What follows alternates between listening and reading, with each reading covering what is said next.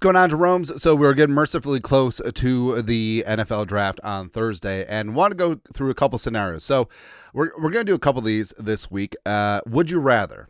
Right, so we're talking about weighing value in terms of the draft, balancing that, and caliber of player. Right now, obviously, who would you like to have your starting left guard? I don't know. Prime Steve Hutchinson or Randall McDaniel, why not? But realistic scenarios, we tossed a couple in through the draft, as well as some players in-house, as well as free agency. So Blake Brandel, in-house, incumbent starting left guard last year. These are in alphabetical order, by the way, and then we'll go through and rank them. Scherf as a free agent, the veteran, does he have a little something left in him? Although he's only played right guard throughout his career. Dalton Risner, come on up for the Risner. If the Vikings whiff in the draft, I mean, they could revisit Risner, sure. Donovan Jackson, he is for real. Zabel, Jonas Avenaya, Marcus Bowe, Rouse and Juergens, just put them in the same boat because, I don't know. Why not? Tate Ratledge, day 2 from Georgia, as well as Tyler Booker, Bama, day 2. So let's sort these out. So I'm going to say the bottom option would be Brandon Scherf. All right, so we'll go put Booker off to the side. So bottom option for me would be Brandon Scherf, where everything would just be all in this season. And you would have older Brandon Scherf, older Ryan Kelly, and also Scherf playing a new position, changing sides for the first time in his illustrious career. So, I mean, that one's down at the bottom. Now, big-time name, sure, but also this isn't 5 years ago. I think we've had that a lot. Next. All right, so where are we going to put Brandel? I don't know. Let's put it off to the side. Number 1. What are we going to do with number 1? Love Gray Zabel and his positional flexibility. I think that he has done fantastic throughout this whole draft process. But at the end of the day, it is a big jump in competition. And I know he looked really good at the Senior Bowl, but that's a couple days of practices. Talk about practice, man. And Donovan Jackson has had 3 really good years starting in the Big Ten for the Ohio State. And tackle flexibility as seen in the national title run.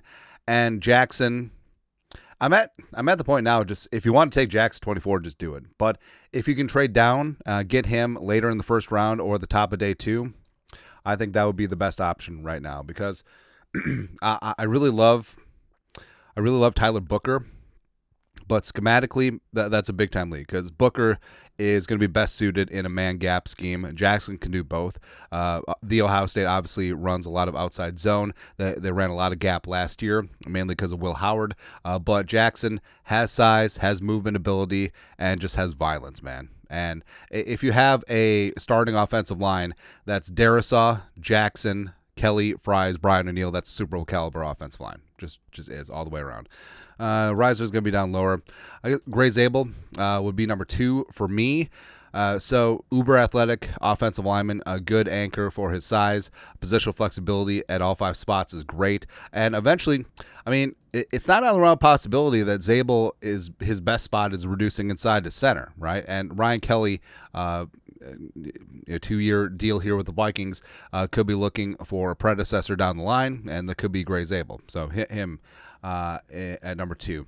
Next, Brandel, Booker, Risner. All right, so I'm going to put Rouse Juergens smack dab in the middle at number 5. And I'm going to put Tate Ratledge, day 2, at number 3. So the Vikings, pretty Spartan in terms of draft capital, day 2. Right now they only have number 97 overall, but of course that could change. Vikings could trade down from 24.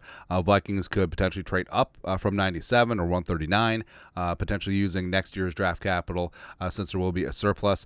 And Ratledge, I don't understand why there isn't more hype around Ratledge. He's an uber physical, multi-year starter at Georgia, and yeah, he will be switching from right to left guard, sure, but just the attitude, the chip, setting the tone, finisher of blocks, he's really fantastic there.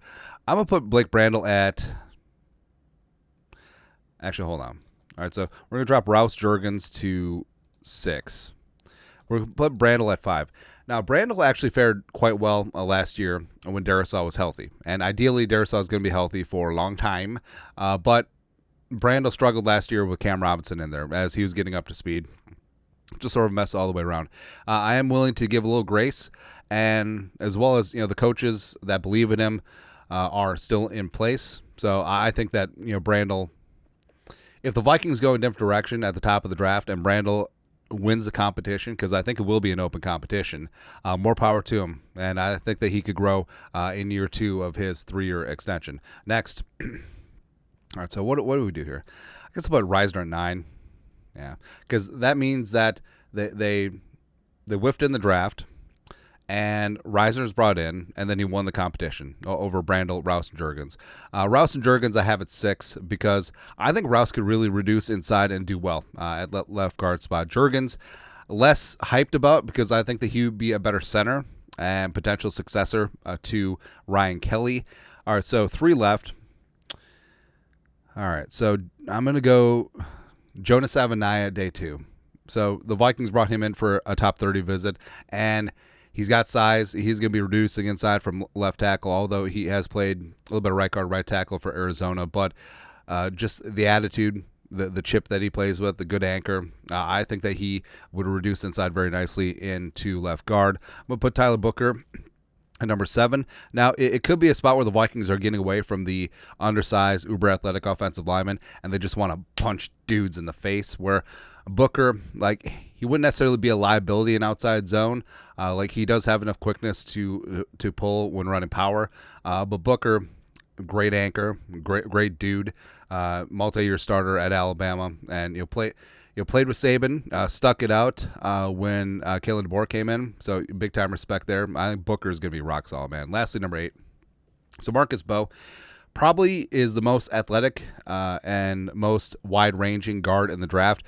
Coming out of Purdue, good kick inside, played a lot of tackle for the Boilermakers, but he's light. He's light, and he would be... I wouldn't say he'd be a liability necessarily. He does have a decent anchor for his size, but you do run the risk of another interior offensive lineman just constantly getting overpowered and being targeted by defensive coordinators to get him isolated up against a power rusher. All right, so that's the trade-off there. But the Vikings are sticking with outside zone. Marcus Bowe is a top 30 visit as well. Probably is going to be in the midst of day 2, late second round, top of the third round. But the Vikings definitely could certainly do worse in that spot. And they have lots of times. But, yeah, I think I'm pretty comfortable with this. So Jackson, Zabel, Ratledge, 1, 2, 3. Brandel, 5. Scherf and Reisner down at the bottom. So basically, draft or in-house, preferable. Open free agents at the bottom. So there you go. Anyways, that's it. That's it. Starting left guard, would you rather? What do you think of our top 10? What are your top ranks, top choices? Let us know your thoughts. Our thoughts, comment section. You guys are the best. You know what to do. Skol, production value.